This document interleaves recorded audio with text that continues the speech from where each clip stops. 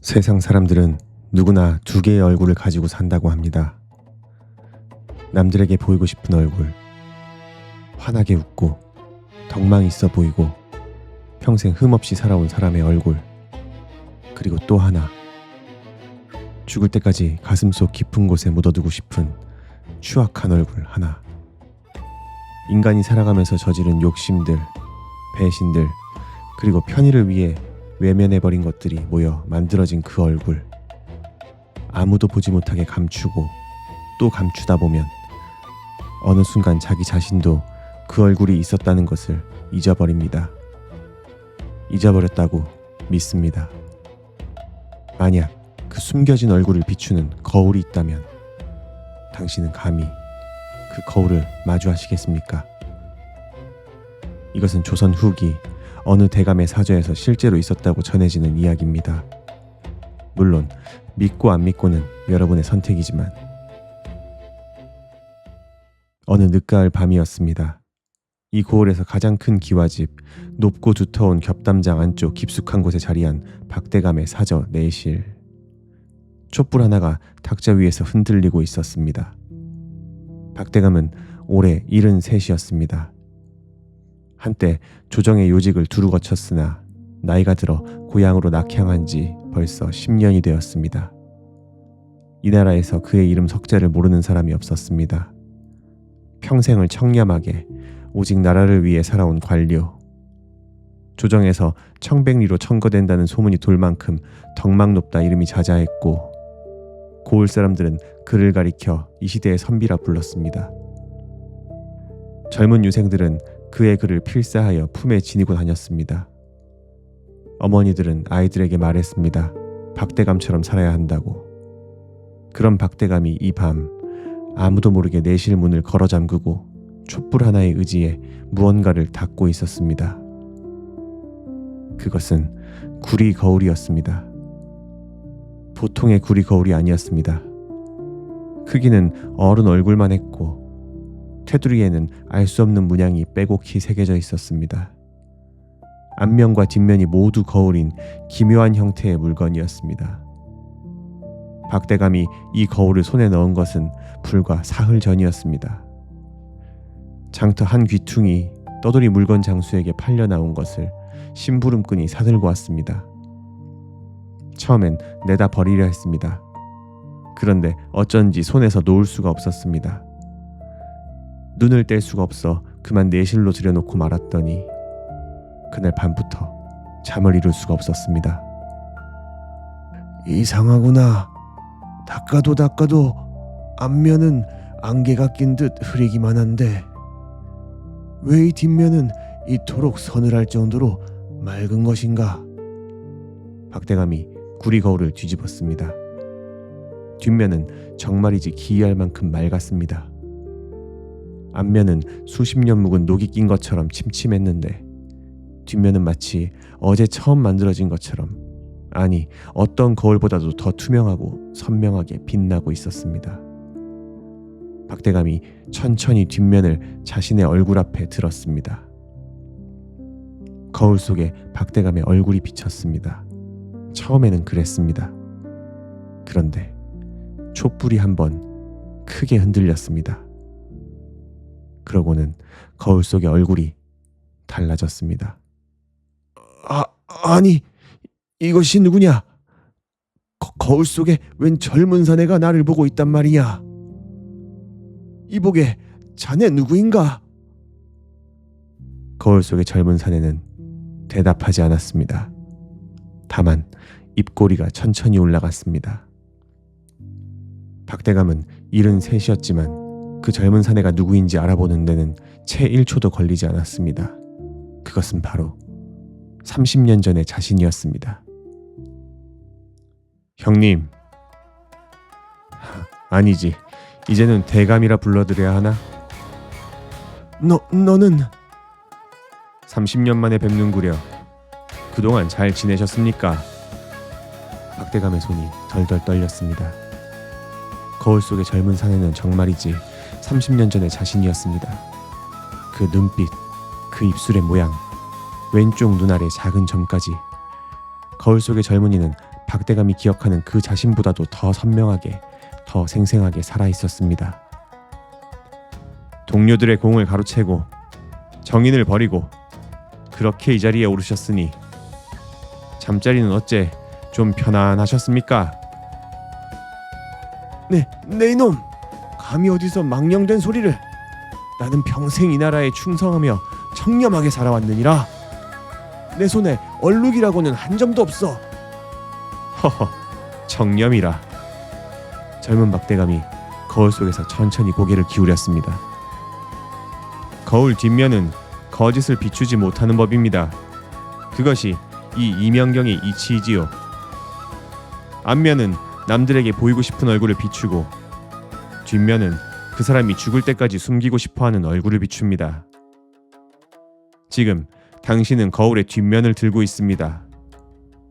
박대감이 거울을 내려다봤습니다. 손이 떨렸습니다. 거울 속의 젊은 사내가 천천히 손을 들었습니다.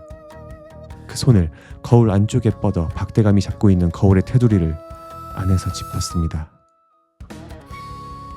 이조 좌랑 김서방을 기억하십니까?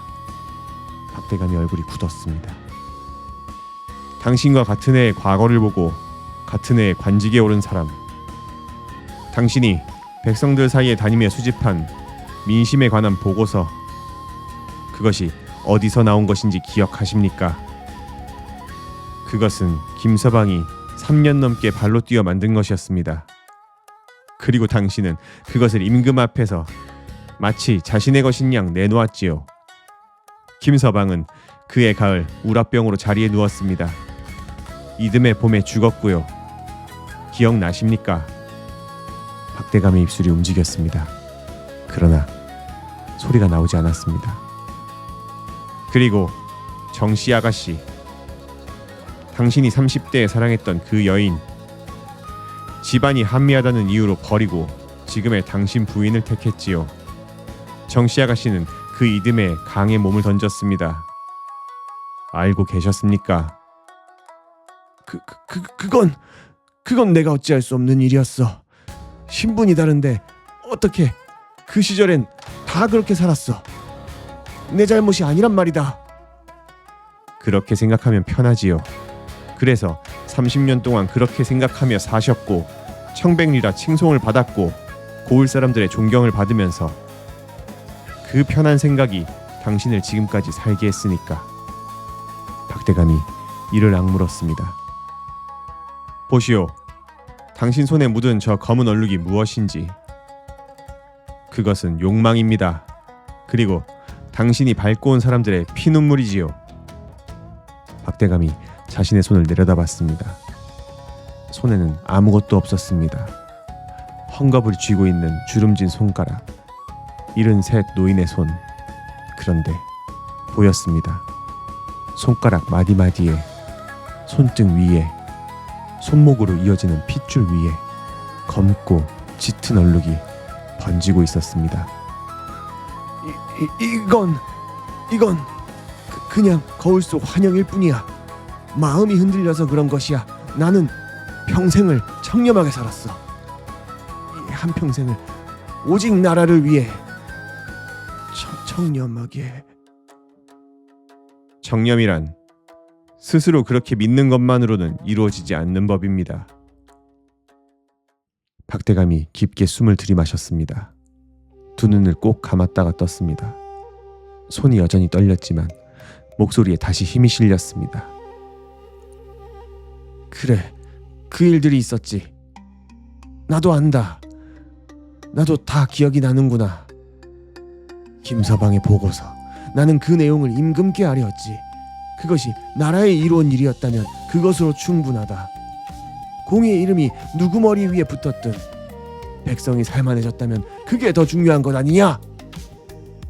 그렇게 생각하니 편하셨겠습니다. 나라를 위한 일이었다고 참으로 고결하신 자기 변명이요. 그렇지, 정씨 아가씨도 마찬가지다. 그것은 그 당시에 시대가 그랬던 것이야. 신분 제도가 그런 것이지 내 뜻대로 되겠느냐? 나라고 해서 마음이 없었겠어. 나라고 해서 그 선택이 쉬웠겠느냐 말이다. 나는 그 모든 것들을 딛고 일어섰다. 그리고 평생 내가 진 빚을 갚으려 했어. 고을을 위해서, 백성을 위해서. 그것이 내 속죄였단 말이다. 거울 속의 젊은 사내가 이번에는 웃지 않았습니다. 다만 조용히 아주 천천히 박대감을 바라봤습니다. 속죄, 그거 참 좋은 말이구려. 그러면 한 가지만 물읍시다. 당신은 김서방의 유족에게 단 한 번이라도 찾아가셨습니까? 정씨 아가씨의 무덤에 단 한 번이라도 술 한 잔 올리셨습니까? 박대감의 입이 열렸다가 닫혔습니다. 무릇 속죄란 자신이 편안해지기 위한 것이 아닙니다. 상처를 준 이들을 향해야 하는 것이지요. 당신의 속죄는 그저 당신 자신을 위한 것이었습니다. 처음부터 끝까지. 박대감이 이 말에는 대꾸하지 못했습니다. 아무 말도 떠오르지 않았습니다. 수십 년 동안 스스로에게 해왔던 그 대답이 처음으로 목구멍에서 올라오지 않았습니다. 자, 이제 알겠지요. 당신이 왜 이 거울을 손에서 놓지 못하는지. 이명경은 스스로 마주할 준비가 된 사람에게 오는 것이 아닙니다. 아직 끝내지 못한 자에게 오는 것입니다. 박대감이 거울을 밀쳐내려 했습니다. 손이 움직이지 않았습니다.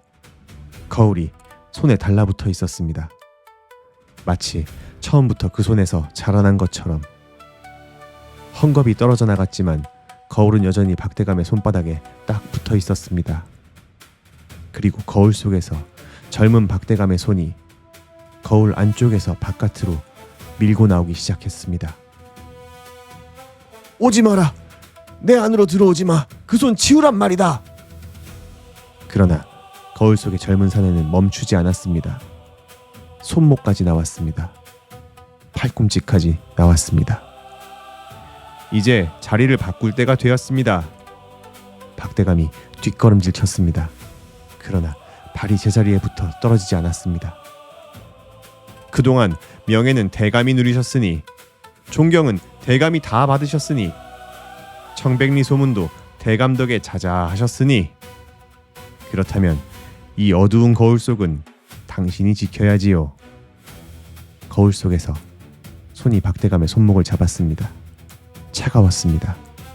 살아있는 것에서는 나올 수 없는 차가움이었습니다. 누구 없느냐? 이리 와라! 아무도 없느냐 거기! 살려! 사저의 하인들은 모두 깊이 잠들어 있었습니다. 야심한 밤이었습니다. 박대감의 목소리는 문 하나를 넘지 못했습니다. 이리 오시오. 이제 당신의 자리는 여기이니. 안 돼! 안 된단 말이야. 난 그래도 이 나라를 위해. 내시라는 쥐죽은 듯 조용해졌습니다. 이튿날 아침 대감의 방에서 발견된 것은 두 가지였습니다. 산산조각난 구리거울, 그리고 거울처럼 차갑게 식어버린 박대감의 시신. 하인들이 내실 문을 열었을 때 박대감은 바닥에 쓰러져 있었습니다. 깨진 구리거울 조각들이 사방에 흩어진 채로. 의원이 와서 맥을 짚었지만 이미 늦은 뒤였습니다. 기가 이미 다 하셨다고 했습니다. 고을 사람들은 슬퍼했습니다. 평생 그토록 청렴하게 사셨던 분이 이렇게 홀로 밤에 가셨느냐고. 희한한 것은 숨진 대감의 얼굴이 공포가 아니었다는 것입니다. 두려움에 일그러진 얼굴이 아니었습니다. 이를 악문 얼굴도 눈물을 흘린 흔적도 없었습니다. 그 얼굴은 30년 전의 젊은이 같은 표정으로 활짝 웃고 있었습니다. 욕심 많고 배짱 있고 아직 아무것도 가리지 않아도 되던 바로 그 시절의 얼굴로. 이명경은 결국 그를 심판한 것이 아니었습니다. 다만 그가 평생 외면했던 자신의 얼굴을 보여주었을 뿐입니다. 그리고 박대감은 그 얼굴을 마주한 순간 비로소 완성되었습니다. 선한 노인도 부끄러운 젊은이도 아닌 그 둘이 하나였던 인간 박가로서. 그것이 구원이었는지 저주였는지 아무도 알 수 없습니다. 사람들은 말했습니다. 대감께서 마지막에 무언가 편안한 꿈을 꾸셨나 보다고. 정말 그랬는지는 아무도 알 수 없지요. 깨진 구리거울 조각들은 하인들이 모두 치웠습니다. 그 조각들이 어디로 갔는지는 아무도 묻지 않았습니다. 고을 사람들이 대감을 청백리라 칭송하던 그 소문은 대감이 돌아가신 뒤에도 오래도록 이 고을에 남아 있었다고 합니다. 비문에도 그렇게 새겨졌습니다. 일평생 청렴하셨다고. 그러나 봄이 오면 그 비석 옆에 이름 모를 여인의 무덤 같은 조그만 봉분 하나가 새로 돋아났다고 전해집니다. 누가 만들었는지는 아무도 모릅니다. 다만 그 봉분에는 매년 가을마다 야생 국화가 피었다고 합니다. 지금 당신의 방에 거울이 있다면 그 거울은 어떤 면을 비추고 있습니까? 오늘의 이야기는 여기까지입니다. 이야기가 마음에 드셨다면 구독과 좋아요 부탁드립니다. 오늘도 함께 해주셔서 감사합니다.